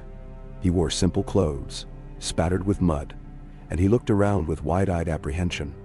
Daenerys moved closer, Jorah at her side, to address the man. "Who are you?" she asked, her tone neither harsh nor gentle, but commanding. The man stood abruptly, wiping his brow. "I'm just a messenger, Your Grace, if that's what I should call you. I rode from the mainland. There's talk that a fleet bearing dragon banners had landed here, and I was sent to see if it's true." Daenerys narrowed her gaze. "Sent by whom?" The man's throat bobbed as he swallowed. I only take instructions from my master. A lesser lord sworn to House Celtigar. He's heard rumors about a Targaryen returning. Begged me to find out if it was true. So we'd know where to stand. Daenerys felt the eyes of everyone in the hall on her. She stepped forward, calm but firm. "Then return to your master and tell him the truth. Daenerys Stormborn of House Targaryen has claimed Dragonstone. If he is wise, he will bend the knee and pledge loyalty. In return, he will find in me a just queen." The messenger licked his lips nervously. "And if he does not bend the knee," she held his gaze, "then he stands against me. I have 3 dragons, and I do not make idle threats." The man winced, clearly torn between fear and the hope for an easy exit. I understand. I'll tell him," he stammered. Before he left, Daenerys signaled for him to be given water and some provisions for his return journey. A small act of mercy that she hoped would speak louder than any threat. The man thanked her profusely, glancing over his shoulder at her freedmen, as if half expecting to be seized. When it became clear he was free to go, he hastily followed an Unsullied escort out. Jorah waited until the man was gone, then exhaled. "Word will spread quickly now. Every minor lord along the coast will know you have returned." Daenerys nodded. "Let them. It's time Westeros knew I am here." She walked away from the table, crossing to a tall window carved into the stone. Outside, the sun had climbed high, illuminating the courtyard where the remainder of her forces milled about, unloading supplies, examining the fortress walls, caring for the ships. Atop a high parapet, Drogon's shape loomed dark against the sky. Another wave of surreal certainty washed over her. She was no longer dreaming of conquest from across the sea. This was reality. Her banner, soon to fly from these battlements, would signal the start of a new chapter for the Seven Kingdoms. A freedman approached to say that a storeroom below was being converted into a makeshift stable for the dragons, if they wished to roost under cover. Daenerys remembered from her exploration in the catacombs that the caverns might serve better. Once properly cleared, she gave instructions to have the tunnels inspected for any hazards. As she spoke, Missandei jotted down notes, ensuring every order would be carried out. Jorah asked if she intended to send any ravens. Daenerys paused to consider. "Yes, we will send messages to Dorne, to the lords of the Stormlands, to any region rumored to harbor resentment against the Iron Throne. I want them to know they have an alternative." Missandei nodded, her quills scratching on parchment. In the hours that followed, Daenerys oversaw the continuing occupation of Dragonstone, dividing her time between practical concerns, like setting up sleeping quarters, rationing and security, and the larger strategies. Grey Worm led small patrols around the island, ensuring no hidden pockets of resistance remained. The freedmen archers practiced on the walls, testing vantage points for defending the fortress. Whenever Daenerys walked among them, she was greeted with respectful bows and murmurs of Mhissa, or Your Grace. She felt the gravity of their faith in her more keenly than ever. By late afternoon, she retreated briefly to a high balcony that overlooked a swirling patch of sea below. She needed a moment's calm away from the bustle. The sound of crashing waves soothed her. the spray glinting in the sun. She spotted Rhaegal diving for fish near the rocks, his jade wings spread wide over the water. Viserion circled overhead, releasing an occasional roar that carried in the breeze. She let herself revel in the splendor of seeing dragons in the air around Dragonstone, a sight that had been absent from Westeros for far too long. Footsteps approached from behind. Missandei, bearing fresh scrolls. "Your Grace, the messages are ready," she said quietly, offering them out. Daenerys turned, taking the scrolls, each sealed with a simple dragon's head crest. She read over them swiftly. They were written in careful, formal language. A greeting from Daenerys Stormborn, rightful heir to the Iron Throne, extending an invitation to parley, to ally, or at the very least to communicate. She nodded her approval. "Have them delivered at once. Choose the swiftest ships and the bravest couriers. They must pass these to the lords or the local maesters. We want no misunderstandings about my intentions." Missandei bowed, stepping away to distribute the orders. Alone on the balcony once more, Daenerys inhaled deeply. This was it, the first move in a game that would decide the fate of the realm. She remembered how she had once felt so powerless, a frightened girl handed over to a Dothraki warlord. But she had emerged from the flames, stronger than she ever dreamed possible. She was no longer a pawn. She was a queen who had freed cities, tamed dragons, and claimed a stronghold on the land that was her birthright. The sun dipped lower, lengthening shadows across the fortress walls. She gazed out to sea, imagining the shape of King's Landing on the horizon. Somewhere in that city, the Iron Throne sat in all its cold steel splendor, a seat forged from the swords of defeated foes when her ancestor Aegon first conquered. That throne rightfully belonged to her. She thought of the Lannisters who might occupy it, the many lords who might oppose her. She felt no fear, only a growing resolve. She would bring justice where chaos reigned. She would free those living in fear, just as she had in Essos. She let the sound of the waves fill her senses, thinking of the children she had comforted on the ship, of the freedmen who looked to her as a savior, of her dragons who soared as proof of the old magic that ran in her blood. The path ahead would be fraught with peril, of that she had no doubt. But she was Daenerys Stormborn, the mother of dragons, breaker of chains. She had come home to reclaim the future, and she would do so with fire and blood if that was what fate demanded. Darkness began to fall, a quiet hush settling over the island. Distant stars pricked at the sky. Lanterns sprang to life along the battlements, illuminating the fortress in a faint golden glow. Daenerys lingered a while longer, absorbing the night air. She thought of the next steps, forging alliances, sending emissaries inland, preparing for a possible siege if the Lannisters dared to strike first. But for now, she held on to the profound moment of her return. She was standing on Targaryen ground, with her dragons roosting in the black stone towers, the sea wind raking her hair. A hush of destiny drifted in the breeze. She heard Drogon's distant roar echo from a high spire, a final call to the twilight. It sent a thrill through her veins. Westeros would soon learn that House Targaryen was no legend of the past. It lived, breathing fire once more, ready to reshape the realm. She pressed her hand against the cold stone ledge, and for a moment, she could almost feel a pulse beneath it, as though the fortress had awakened to her presence. Then she turned, her cloak whispering along the stone floor. Step by step, she made her way inside, carrying with her the determination that had brought her across the sea, a flame that would not be extinguished until the Iron Throne was hers, and a new dawn rose over the Seven Kingdoms.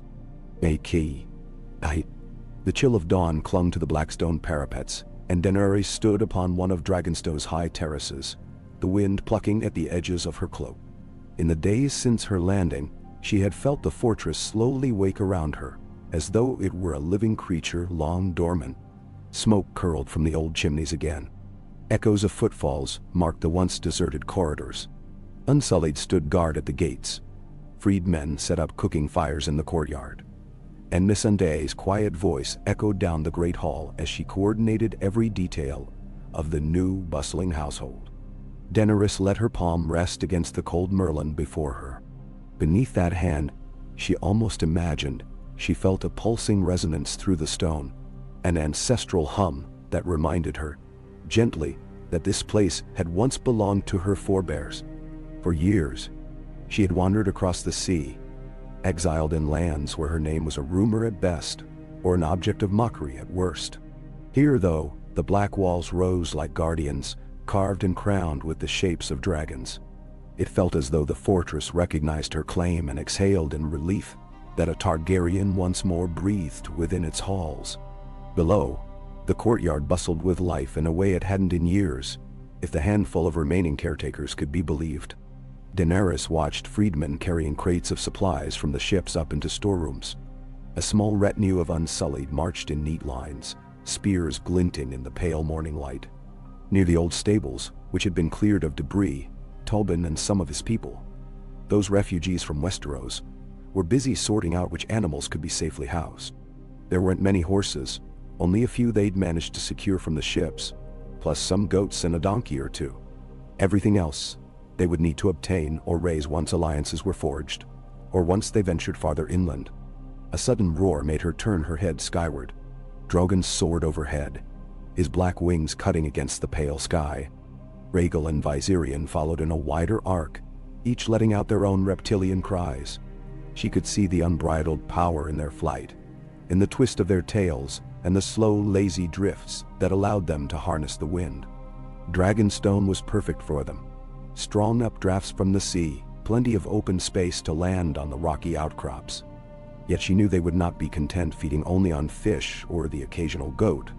This was not Essos, where large herds of livestock roamed freely. She would need more consistent hunting grounds soon. She descended the winding stair that led from the terrace into the fortress. The corridor walls were fashioned from the same dark rock, carved into shapes of twisting dragons, their stone scales shining in the lamplight.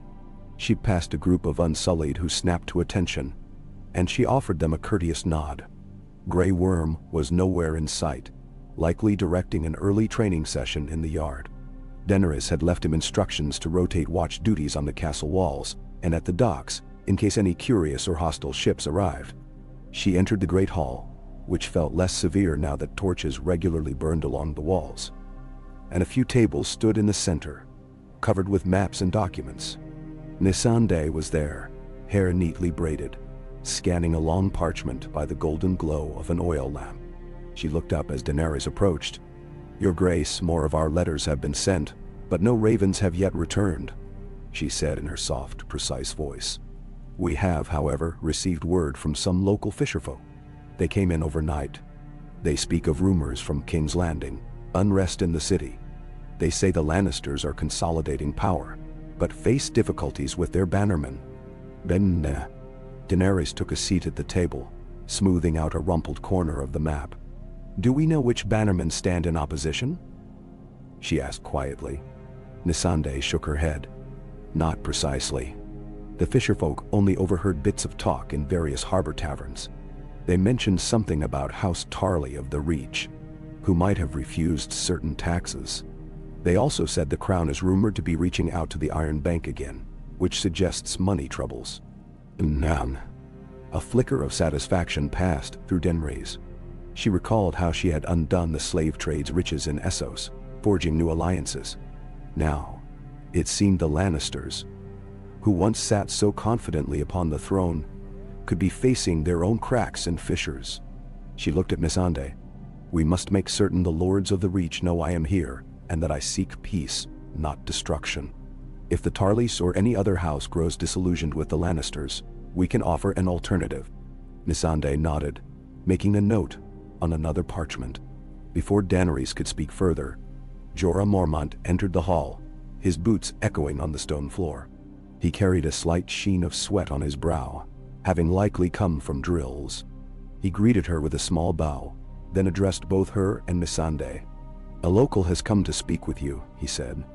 "He claims to represent House Velaryon of Driftmark." Daenerys recognized the name. House Velaryon, like House Targaryen, had ancient Valyrian roots and had historically been among the chief supporters of the Targaryen kings. "Where is he?" she asked, rising from her seat. "In the courtyard, your grace," Jorah replied. "He arrived by boat not more than half an hour ago." Daenerys smoothed the creases from her cloak, exchanging a glance with Missandei before striding out of the hall, Jorah trailing after her. Down the corridors they went, the bustle of morning tasks enveloping them. Freedmen and unsullied alike made way for their queen, and she could feel the current of anticipation in the air. Even here, among her own, the knowledge that a representative of a Valyrian-blooded house had come was cause for curiosity. She stepped into the courtyard, where a group of unsullied stood watch around a man of perhaps 40 years. He wore a faded surcoat of blue and silver, the outline of a seahorse sigil visible on his breast. His hair was dark, with a hint of silver at the temples, and though he stood with a certain dignity, his clothing was travel-stained. He bowed when Daenerys approached, though he cast a glance upward at the sky, as if wary that a dragon might swoop down at any moment. Daenerys stopped a few paces from him. "You come from House Velaryon?" she asked, keeping her tone poised. The man inclined his head. "I am Aeron Velaryon, your grace, cousin to the head of our house. My lord is old and cannot travel, but we have heard rumors that the Dragon Queen has landed at Dragonstone. I was sent to see if these tales are true, and if so, to offer what friendship we may." He spoke carefully, yet there was a faint trembling in his voice, as though he had never expected to gaze upon a living Targaryen again. Daenerys studied him. Though Aeron's clothing was simple, everything in his bearing suggested a man proud of his heritage. She recalled that House Velaryon once sailed at the side of Aegon the Conqueror, carrying Targaryen troops during the initial invasion of Westeros. "Your house and mine share the blood of Valyria," Daenerys said gently. "I am pleased you have come, and I welcome your friendship. Tell me, how fares your lord?" Aeron let out a small sigh, relief blossoming on his face that she had not turned him away. "Lord Munford Velaryon is old, bedridden for months now. We have heard little from King's Landing, for the Lannisters have not sought our counsel in some time. Perhaps they believe that with so many storms and rumors of rebellion, a lesser house on an isle is of little consequence. But the truth is, we have always remained loyal to the Targaryens. We lost that loyalty only when Robert's rebellion forced our hand, and even then, we did not flourish under the new regime as others did." Daenerys motioned for him to walk with her. The man followed, noticing the watchful, unsullied, but seeming less intimidated by them than by the idea of dragons circling overhead.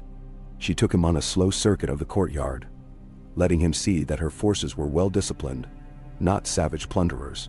"What does your house seek then?" she asked after a moment. "If you have come to see if I am truly here, you have your answer. What would you do with that knowledge?" Aeron swallowed, choosing his words carefully. "I would bring it back to my lord. I would advise him that House Velaryon's best hope, our best future, rests with restoring the rightful line to the throne. Driftmark is not large, but we have ships, and though not numerous, our men are loyal. If your grace wills it, we would align with you in exchange for fair treatment and recognition when you come to claim your crown." Daenerys paused, turning to face him fully. "I am not my father. I do not punish houses for the forced loyalties of the past. If House Velaryon would swear fealty to me, I would honor that vow, as my ancestors did before me." Her gaze flicked to Jorah, who stood just behind her, arms folded, listening closely. She saw him give a subtle nod. He, too, sensed that an alliance with House Velaryon might be valuable. If she aimed to hold the seas around Dragonstone, she would need ships, navigators, and local knowledge of these waters. Aeron sank to one knee, head bowed. "Then, on behalf of my lord and our house, we pledge ourselves to Daenerys Stormborn of House Targaryen, rightful queen of the Andals, the Rhoynar, and the First Men. If it pleases your grace, I can carry word back to Driftmark that your cause is just." Daenerys inclined her head, a faint smile crossing her lips. "Rise, Aeron Velaryon. Return to your house and tell your lord that I gladly accept his fealty. And if it is possible, I invite him, or those who speak for him, to come to Dragonstone when his health permits, so we might discuss our next steps. The realm stands upon a tipping point. We must be ready." Namornd. Aaron's eyes shone with something akin to hope. He rose, bowing again. Daenerys had one of the freedmen bring him refreshment, cooled water, a portion of dried fruit, and after he had eaten and drunk, he withdrew to his boat, promising to return soon with the formal oath of his house. As he departed, Daenerys watched him go, the weight of the moment settling in her chest. One house, small though it might be, had bent the knee. It was a beginning, a slender thread that might lead to a tapestry of support. She turned to Jorah once Aeron was out of earshot. "If House Valerian stands with us, we can secure these waters," she said, her tone quietly charged with anticipation. "We could build from there, perhaps forging ties with House Celtigar on Claw Isle, or even houses in the Narrow Sea region. We must be systematic." Jorah nodded, lines of thought crossing his face. "Precisely. The more houses that see you as not just a rumor but a tangible presence, the more likely they are to declare for you before the Lannisters force them into some arrangement." "No." Daenerys mulled that over, strolling the courtyard where the freedmen still busied themselves with tasks. She recalled the messenger from House Celtigar who had come earlier, the uncertain man who had scurried back with news of her arrival. These smaller houses along the Crownlands coast often had been overshadowed for decades by more powerful lords. Now they might see a chance for renewed standing if they allied with a queen whose name carried the weight of dragons. She gestured for Jorah to follow as she made her way back inside. They ascended the stone steps toward a more private antechamber, one that was slowly being converted into Daenerys' personal solar. The windows faced east, letting in ample light, and though the walls were bare, there was a certain austere beauty to the black rock. Missandei was already there, directing a pair of freedmen to set a table near the window. The freedmen bowed when they saw Daenerys, then slipped out quietly, leaving the queen and her advisors alone. Daenerys moved to the window, leaning against the sill, her gaze drifting over the sea. "We will send out more letters, but we should also consider dispatching envoys. Letters alone might not convince them that I am not some distant pretender. If they see my people face to face, speak with them about how I rule, they might be swayed." Jorah approached, arms folded. "I can lead an envoy if you wish," he offered. "My knowledge of Westeros might help in dealing with these lesser houses." Daenerys nodded, pondering that. "Perhaps. But also I think Grey Worm should command a small retinue of Unsullied, not to intimidate, but to show that we are not defenseless. I want them to see the discipline of my men, not an invading horde." Missandei stepped forward. "We must do so carefully. Some lords might fear the presence of foreign soldiers on their lands." Daenerys' mouth curved thoughtfully. "True. But we cannot appear weak. A handful of Unsullied, plus you, Jorah, or even myself if needed. Though I'd prefer to remain here until we establish a true foothold at Dragonstone.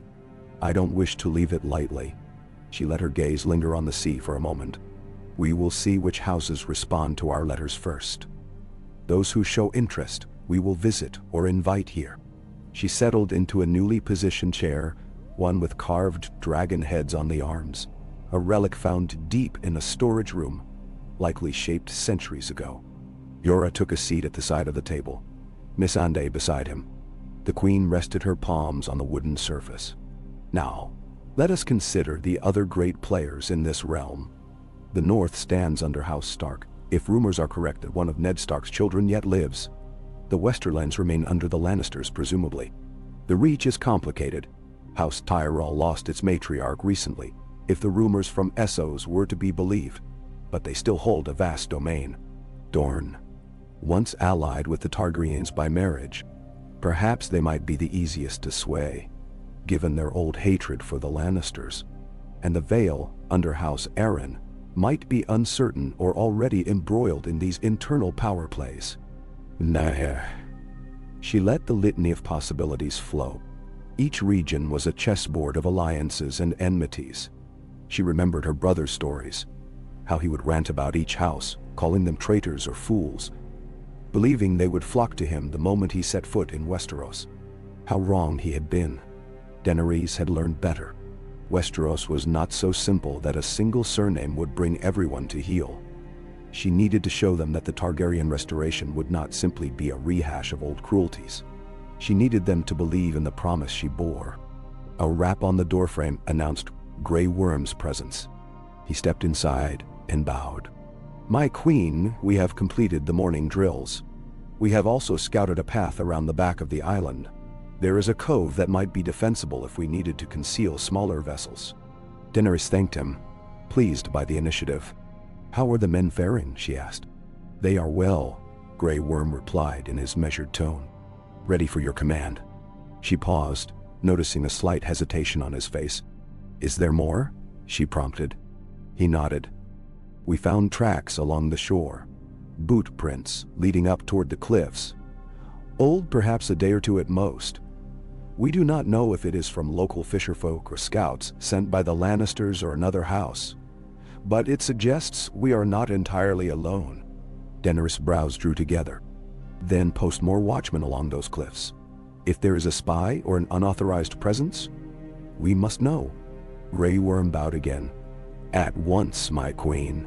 He departed to carry out her order, leaving Daenerys with the unsettled reminder that knowledge of her presence could attract more than just allies. Spies, assassins, or saboteurs might slip onto the island if not guarded against. As afternoon deepened, Daenerys joined a small gathering in the castle yard, where the freedmen had prepared a modest meal. Bread, fish, a few vegetables grown in small patches near the fortress. It wasn't the lavish fare of a royal court, but it was enough to sustain them. She ate among her people, listening to their stories of previous journeys. Some freedmen spoke of the families they'd left behind in Essos, praising the queen for setting them free. Others were anxious to see how Westeros might accept or reject them. Daenerys offered them quiet reassurances. "A new day is coming," she told them gently. "One in which no one need fear the lash of a master, nor the tyranny of unworthy kings. We will build it, step by step." Her words drew murmurs of agreement and scattered applause. She felt a certain warmth in her chest, seeing the hope on their faces. Yet she also knew how fragile that hope could be if the realm rose against her en masse. She carried that thought with her as she finished the meal and excused herself. The sight of Drogon gliding overhead reminded her she had a formidable advantage. Dragons could shift the balance of war. She only prayed they would not be needed to wreak the kind of devastation that would scorch entire fields. She wanted to rule over a living realm, not a wasteland of ash. Late in the day, a rider approached, seen from the ramparts by vigilant Unsullied. The castle gates had been fitted with fresh iron, though they stood open now, guarded on both sides. Daenerys and her retinue greeted this newcomer with caution. He was a younger man, wearing a dusty cloak, the mud splatter on his boots suggesting a long journey. His horse was lathered with sweat. He bore no standard, but carried a satchel full of rolled parchments. Missandei spoke to him first, gleaning that he was a sellsword turned messenger, one who sometimes worked for traveling merchants or minor lords around the Crownlands. He'd heard rumor of a queen at Dragonstone and came to offer his services, delivering letters, scouting the region, even carrying small cargo if needed. Daenerys considered him.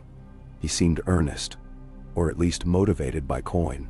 She decided that an independent messenger might be useful if the local lords or villagers were suspicious of official envoys. "What is your name?" she asked, noticing the dust caked in the lines of his face. He bowed stiffly. "Corin, your grace. I've lived by these coasts my entire life. I know many secret roads, how to skirt patrols, how to handle myself if questioned. I'm loyal to whoever pays, but I hold no love for the Lannisters. Their soldiers once burned my village when I was a boy, claiming we harbored traitors." A flash of bitterness crossed his features, tempered by caution as he looked upon the Unsullied. "I'll serve you if you'll have me." Daenerys studied him, reading the sincerity in his eyes. She knew that trust was not something freely given in these times, but she remembered how easily she had garnered information in Essos by turning the desperate into her eyes and ears. "You must swear not to betray my confidence," she told him, her voice firm. "If you do, you will face the consequences. If you remain loyal, you will be well compensated." Corin nodded rapidly. "I understand, your grace. I won't betray you." My life's been naught but hardship under the current rulers. If a new dawn is coming, I'd rather be on its side." Daenerys considered that an acceptable vow. She bade Missandei to speak further with him, to see what tasks he could undertake immediately, scouting certain roads leading toward Rosby or Duskendale perhaps, and bringing back information on troop movements or the temper of local villages. If he proved reliable, she would trust him with greater assignments. When evening settled, Daenerys returned to the heights of Dragonstone, gazing out over the ocean to watch the last burn of the sunset. The sky bled orange and pink into the horizon, the sea shimmering with a reflection of fiery clouds. In that light, the fortress's black walls almost looked alive with color, subtle glints across the obsidian ridges. Drogon perched on a parapet higher still, wings folded like a gargoyle. She could see his golden eyes, half-lidded as if in a doze, yet she knew he was alert to any perceived threat. She breathed in the salt air, letting the briny wind fill her lungs. A slight chill descended. She pulled her cloak tighter around her shoulders. So much lay ahead, securing alliances, forging trust, winning hearts. Hers was no simple conquest. It was the reclamation of a birthright and the transformation of a kingdom battered by wars. The thought of King's Landing pulsed at the back of her mind. She recalled stories from travelers about the city's rancid stench in the heat, about the grandeur of the Red Keep, the labyrinth of backstreets. She remembered how viceroys would wax poetic about how they would enter the capital with cheers ringing in their ears. But that was fantasy. The reality might be that the city locked its gates and readied arrows. Footsteps behind her. She glanced over her shoulder, expecting Jorah or Missandei, but found Grey Worm, face set in quiet resolve. She turned to face him fully, noticing that he carried two short spears in hand, their tips glimmering under the torch sconce. "My queen," he said in his steady way. "The men have raised a watchtower near the edge of the cliffs. We have made sure no one can approach unseen." She inclined her head. "Thank you. Is there anything else?" Grey Worm paused, placing one spear against the wall, leaning on it. "We heard from the watchers at the southern bend. 2 more small boats, perhaps fishermen.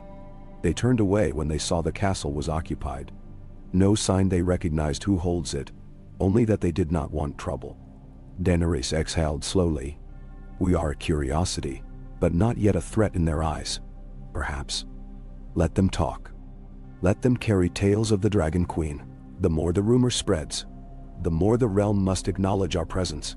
Grey Worm nodded, then straightened. "Will you take the evening meal, my queen?" She glanced at the dimming sky. "Soon," she said. "First, I'd like a moment alone." He bowed and departed, leaving her with only the hiss of the wind along the battlements.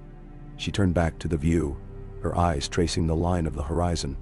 As the light seeped away, she felt once more the magnitude of what she had begun. She thought about the chain of events that had led her here. The freeing of slaves in Astapor, the battles in Yunkai and Marine, the heartbreak of losing Khal Drogo, the miracle of hatching her dragons. Through trial and triumph, she had honed herself into a ruler who understood both compassion and ferocity. Now, that balance was her greatest asset.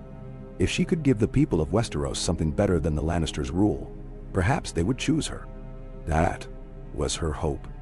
If they refused or tried to crush her, she had her flames. Her children made a fire and flight. Night slipped in fully by the time she descended to her private chambers. A small circle of candles glowed within. The space was sparse yet welcoming enough. A large wooden table, a modest bed, a chest for her garments, and thick curtains that could be drawn against the chill. Missandei had left a selection of bread, cheese, and a bit of salted fish on a platter. Daenerys ate slowly, listening to the wind whistle past the arrow slits. Each mouthful reminded her that real victories were built upon mundane tasks, feeding armies, forging alliances, enduring the tedium of politics. She recalled how, in Meereen, so much of her reign had been spent untangling conspiracies. She braced herself for more of the same here. She had only half finished her meal when a soft knock sounded. She rose, crossing the room to open the door. Jorah stood there with a grim expression. "My queen, a raven arrived," addressed to the occupant of Dragonstone. It bears the sigil of King's Landing. Her stomach tightened. This was the first official recognition from the capital. She stepped aside, letting him enter. He extended a sealed parchment, the wax imprinted with a lion of Lannister. She took it, noticing how the corners of the paper bore the faint stain of candle wax. Quietly, she moved to the table, broke the seal, and unrolled the letter. By the flickering candlelight, she read. The words were formal, announcing that the crown was aware of an uninvited occupation of Dragonstone. Historically a crown holding, that any who declared themselves ruler of said holding should surrender or face the consequences of treason. The letter demanded that Daenerys Targaryen present herself in King's Landing to clarify her intent, or else be declared a rebel and enemy of the realm. The tone was smug and threatened swift retribution. It was not signed by any single monarch's name, but included a flourish that represented the crown's official seal. Daenerys could almost smell Cersei Lannister's presence behind those carefully chosen words. Jorah watched her closely as she read. Finally, she lowered the parchment, placing it on the table. They invite me to surrender, she said, voice crisp with contempt. They claim I am a trespasser on my own family's seat. They presume to call me traitor. Jorah studied her expression. It may be little more than posturing, trying to gauge your reaction. If you rush to King's Landing unprepared, you might be trapped. If you ignore them, they might paint you as the aggressor. Daenerys closed her eyes for a moment, letting the swirl of frustration pass through her. She recalled how she had once been forced to cower, but not anymore. I will respond in my own time, she said. For now, let them hurl insults. My presence here is real, and they know it. We must strengthen our alliances, ensure that when the Lannisters attempt to march or sail against us, we have more than dragons. We need the realm to see that we stand for more than conquest. Jorah nodded solemnly. We'll continue forging those ties. I'll instruct Missandei to send replies to the letters we do receive, encouraging them to come meet with you here. The more houses that declare for you, the more precarious the Lannisters' position becomes. He glanced at the parchment's final lines. They threaten to label your supporters as traitors, and they remind you of the fates that have befallen Targaryens before. Your father's end, your brother's end. A shadow crossed Daenerys' face at that mention. She remembered how her father, the Mad King, had been slain, how Viserys had died across the sea. She was not them, but the Lannisters were using her family's storied downfall as a weapon of intimidation. She set the letter aside and looked at Jorah with quiet fire in her eyes. I am not the Mad King, and I will not be undone as Viserys was. Let them try to make me cower with half-formed threats. They will see what happens when a true Targaryen faces them. The steel in her voice brought a fleeting smile to Jorah's lips, though it was a somber sort of admiration. As you say, my queen, he murmured. I'll leave you to your rest. When he departed, Daenerys stood alone in her chamber, hearing the distant roar of one of her dragons. She traced a fingertip across the letter's seal, feeling the ridges of the lion imprint. So the Lannisters recognized her as a danger. Good. A cornered lion might be fierce, but it was also desperate. She placed the parchment in a drawer, resolving to decide later how best to formally respond. She could not deny that her heart raced at the prospect of direct conflict. War had been a constant drumbeat in her life, but Westeros had complexities she was only beginning to unravel. She removed her cloak, running a hand along its collar. By candlelight, her reflection appeared in a polished bit of metal near the bed. She saw a woman with silver white hair braided behind her shoulders, wearing leathers designed for function, so different from the wide-eyed girl she had once been. She thought of the city across the bay, King's Landing, a place she had never truly seen yet had heard described endlessly. A nest of serpents, a haven of power, a stage for betrayals, and there presumably sat a queen wearing a golden crown, who had no intention of relinquishing it. Daenerys let the cloak slip onto a chair and stepped to the window, letting the night air cool her cheeks. Far below, waves crashed against the rocks, a dark, rhythmic lullaby. Behind her, the candle flickered, casting her shadow across the floor. She thought of everything that must still be done. letters to be sent, alliances to be won, how to feed and arm her people for whatever fight might loom. In a hushed moment, she reached inward for the sense of purpose that had guided her through the deserts and across the seas. Her dragons soared outside, each calling to the others in echoing roars. Somewhere in the courtyard, freedmen laughed softly, no doubt sharing stories by a fire. In the guard towers, Unsullied looked out at the night, unwavering. In the deeper recesses, the ancient bones of Targaryen dragons lay in dusty catacombs, silent witnesses to this new chapter. She breathed in and out, letting the tension in her spine ease. Each day, step by step, she would fortify her position. She would draw the houses of Westeros to her side, not with empty threats but with the promise of a queen who did not abandon her people. And if the Lannisters tried to shatter her dream of peace by sending armies or forging cunning plots, she would meet them with all the ferocity she had once unleashed upon the slavers of Astapor. She was no longer an exile. She was home, in the seat of her forebears, with 3 living dragons at her command. That truth alone filled her with a quiet surge of power. Even in the face of uncertainty, she let her hands settle on the windowsill, feeling the rough stone beneath her fingertips. Tomorrow, and every day thereafter, she would move forward. She would prepare for the new dawn she had promised those who believed in her. Until the realm recognized her rightful place, she would stand unbowed at Dragonstone, the unstoppable heir of fire and blood, forging her path to the Iron Throne, one careful alliance and one defiant roar at a time.